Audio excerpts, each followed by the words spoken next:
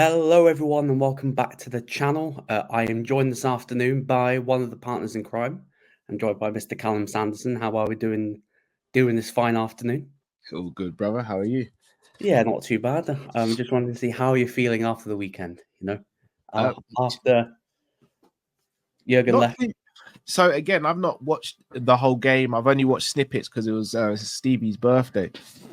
So I'm probably not as emotional as everyone else. But when I get a chance to sit down and watch it all, it probably will hit me. I'm missing him already. It feels weird not going into a preseason with him or not ending the season and then thinking, "Oh, what's Klopp gonna do?" Yeah, But I do at the same time think change is good and it's the right time. yeah. And as I said to you and Jamie after doing one of my live streams, part of the journey is the end. Yeah, And hey, bring on slot ball, baby. There's only one way to beat a ball manager. You need to get your own ball manager. yeah. Yeah. The I power up hope of so. the ball's easier. I hope so. But moving on, Leon Edwards. Leon Mm. Edwards did an interview with Ariel Helwani. Headshot dead. Headshot, Mr. Headshot. Headshot Bang dead. did a very what I would say is an eye-opening interview with Ariel Helwani. One of the things, obviously, I know that me, you, and Jamie, we both said UFC 304 starts at 3 a.m. in Manchester. Yeah. Well, I think the reason for that is that UFC 304 is supposed to be in Utah, but it was changed to Manchester, but they couldn't change the pay-per-view times. I don't know what you'd really think about that. I'm thinking, if you change the location, surely you could have told the American fans, suck it up. Yeah. Yeah. The Brits need a bit of loving. Yeah. Deal with an early pay-per-view. Because I don't know how that crowd's going to be in London, I really don't know. So here's the thing.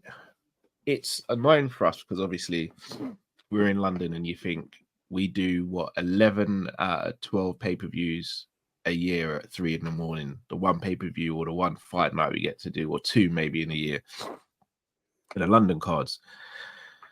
But because here's the thing with the UFC is they're one of those organizations that no matter how bad they do you still go back for more. And It's like that bad ex. yeah, like you just know, like you're gonna go back, and because we are starved of events over here, they will pack it out. The atmosphere will be crazy, and people will go. But it could have been so much better. And 3 a.m. for Leon especially, I don't think it's a problem for Belal. I think it actually works well for Belal because Belal can actually travel over later. So he may have traveled over maybe 2-3 weeks in advance to get acclimatized to the time difference, etc.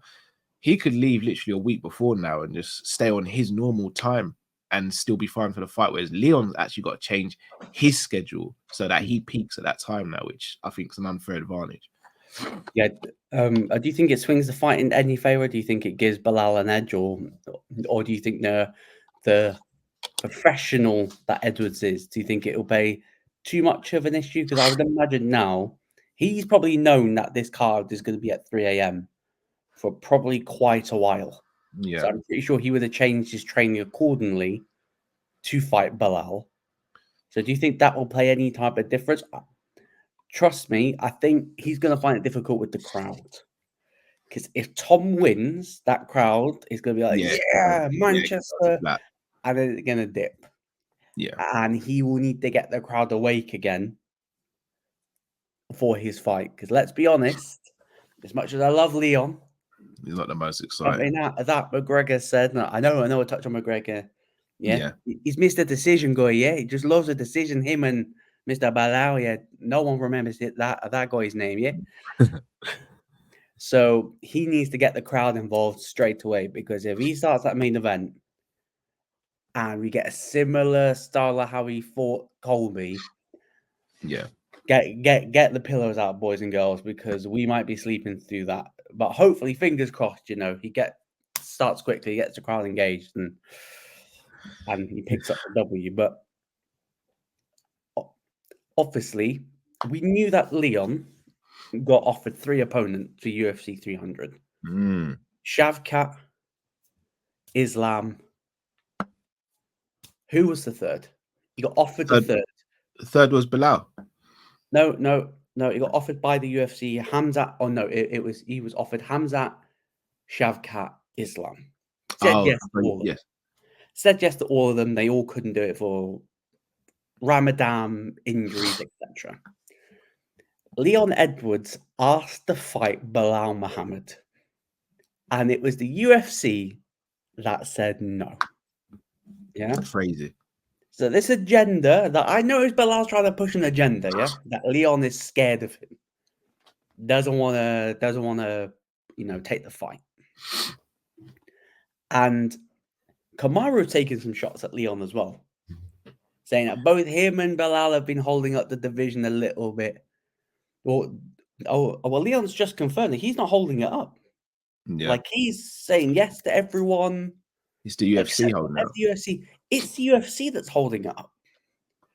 And this is what I find a little bit hypocritical about some of their fighters, the company men, because we know that there are some fighters that are deemed the company men.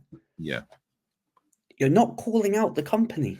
Yeah. Because when Leon's saying yes to all the opponents, it's crickets. And then he offers to fight his number one contender, and the UFC just go, yeah, no thanks.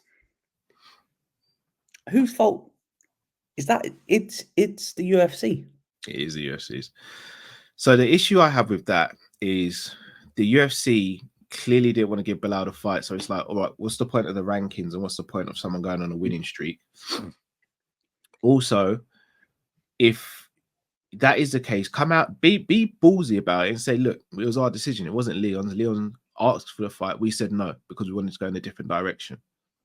Don't throw Leon under the bus. And then as for Belal, it's really weird with Belal because by all intents and purposes, he seemed like a very nice guy, but he's trying to be a not nice guy. And I'm like, it's not working for you.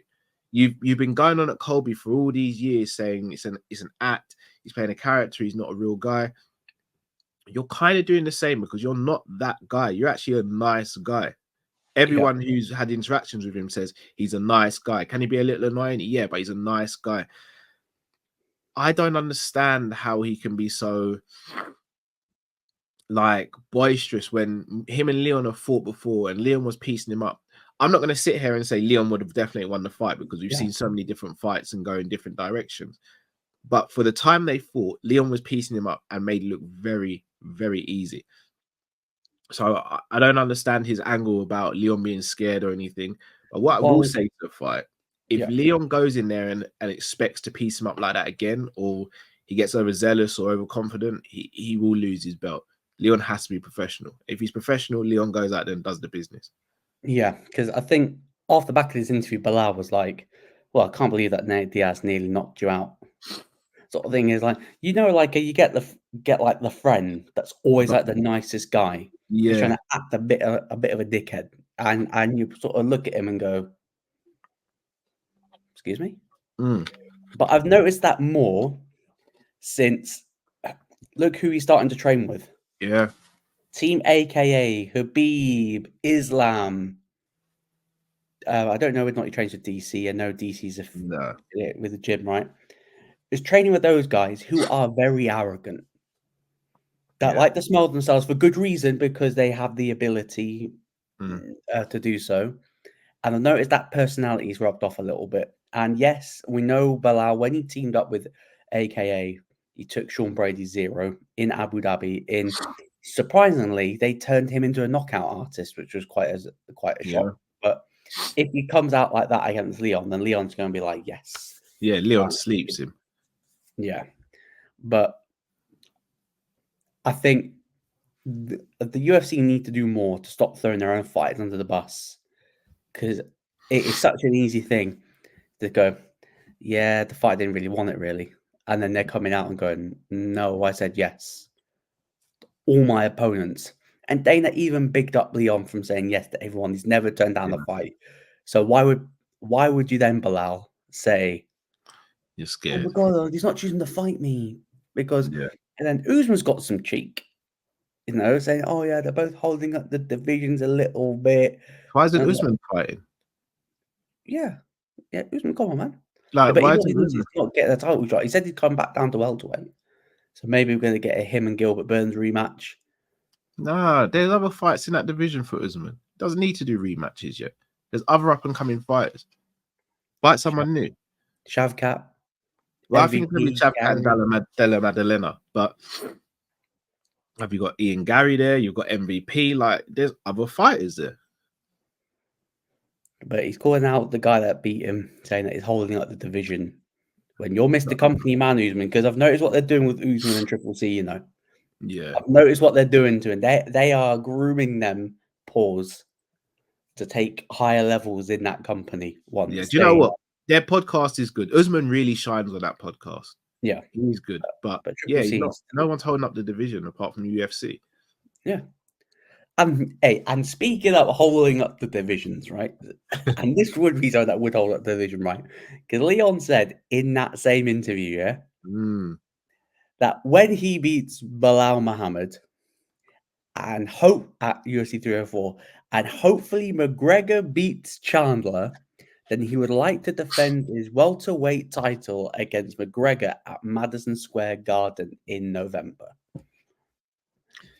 Rinse and repeat, innit? And we know that McGregor Chandler is at welterweight. And everyone raised their eyebrows, going, huh? If he wants to fight at 55, get a shot at the BMF belt or get the shot at the lightweight belt, he's going to need to fight at lightweight. Maybe this was the plan. Maybe this was McGregor's plan. I'll fight at welterweight. Probably going to give him the slightest of advantages against Michael Chandler, because I don't know what not Chandler's ever fought at welterweight in his career. Leon gets red panty night. Probably going to maul McGregor. Undercard of John Jones Stipe. Or could Dana go to Jones? Hey, you're co-main in this one, big man. Well, Jones has said on record that the only person who'd be co-main to is Conor. And how likely could we see McGregor getting a shot at a third belt? I don't think very likely.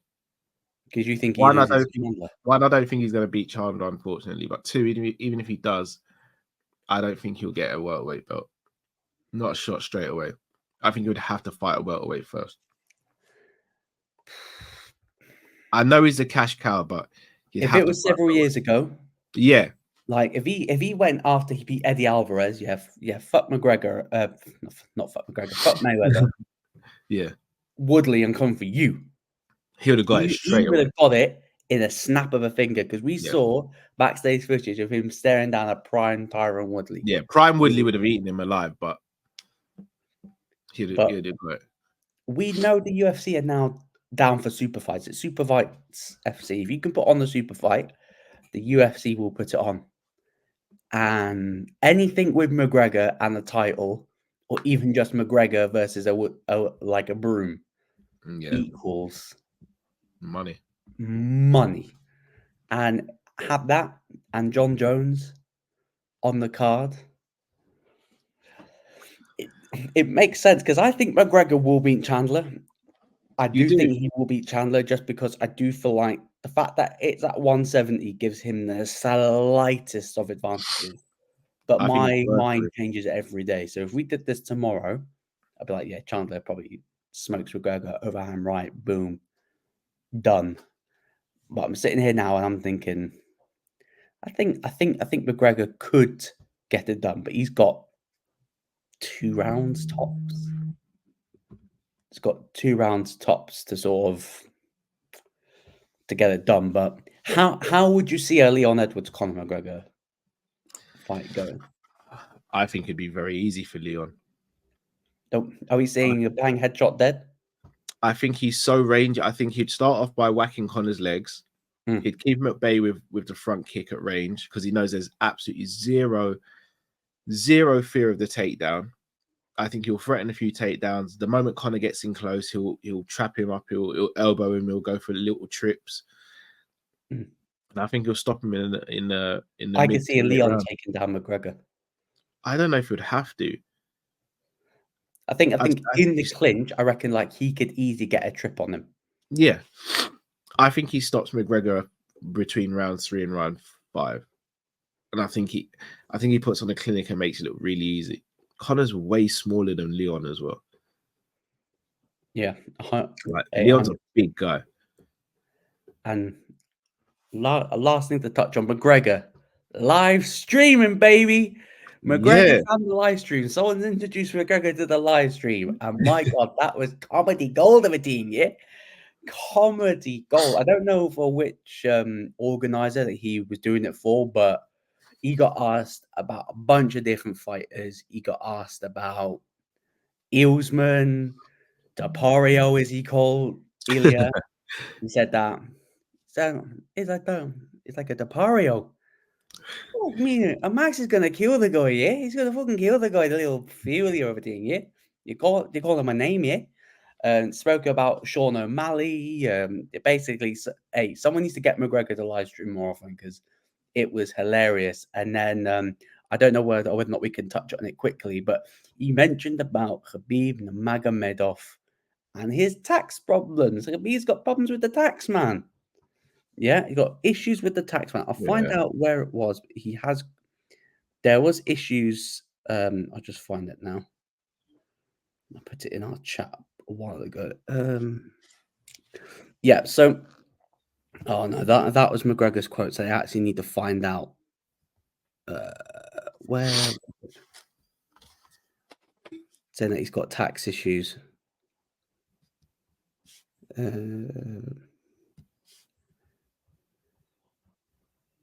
No, I've seen that article as well. Yeah, so he allegedly owes 3.3 million pounds in taxes to the Russian government. He's also been accused of taking money, siphoning it through different countries and stuff like that. And it's the Eagle FC. Knows where that's gone.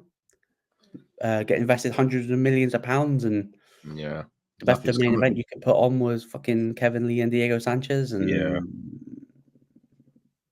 that was years ago as well. That was just when the pandemic was sort of shifting. Yeah, that was they years put that ago. on, and when it was like first launch, it was like, oh my God, Eagle FC. Yeah, Khabib's taking on Dana. That disappeared. Yeah, very quickly. That disappeared, and I was thinking, right? Khabib's got tax issues with the Russian government and stuff like that. I think Callum will be back, but Khabib's got issues with the Russian government with regards to tax issues, right? The UFC have announced, Callum, that they are doing a big partnership with Saudi. They're going to have a couple of shows a year, and I'm not saying there's a possibility, but if a certain man he only fights for legacy, doesn't fight for money, well, a certain Khabib may need to be fighting for some money, or else he's going to be thrown into a Russian jail and he might never return again. So I'm not saying it's a possibility. I'm saying like especially if the stars all align, like let's say in a parallel universe, McGregor beats Leon, welterweight champion. You could definitely get Khabib out of retirement for a welterweight title shot versus McGregor and run that back. Are you telling me Dana doesn't pick up the phone and say, Khabib, yeah, McGregor just called you out. We make big money. The first time people still want to see a rematch at welterweight. I'm gonna start calling you Triple H because you're writing WWE scripts now. Yeah, and they are both combined together. Are you telling me that's not a great storyline? The storyline's phenomenal. Happened, but I do think like he said, he's keeping his word to his mum. He's never going to fight again. But the fact is that this has come out. I don't believe him. I now don't believe that he will fight again. Like I think he will need to fight again at some point, because there are very few fighters that say that they're done and they stay done. They always have to come back for some reason, and it's usually money reasons. And this is the perfect thing. Get him on a Saudi pay-per-view. A Khabib headline, the Saudi pay-per-view. Are you telling me that he wouldn't be down for that to get his 30-0? So here's the thing. I think it all sounds great, but one thing we've noticed with celebrities, when they've got tax issues, unless you're Wesley Snipes, you usually get a way around it. I think it's Russian government tax. So no, I hear it, but Yeah, I know. I hear that's true. That's true. But he is Khabib as well. Russia know that if they throw Khabib in jail and it gets bad press, that it's going to come back on Russia. I think they'll find a workaround. I don't think Khabib will come back because I don't think there's anyone that really gets him out of retirement. He knows if he comes back to fight McGregor, the stress of the build-up and everything, he doesn't want that. Mm. I think he knows he makes crazy money, but I think Khabib makes crazy money fighting anyone because of the layoff and because of the reputation. I And the fact don't that see him coming back. someone take his O off him, 30-0.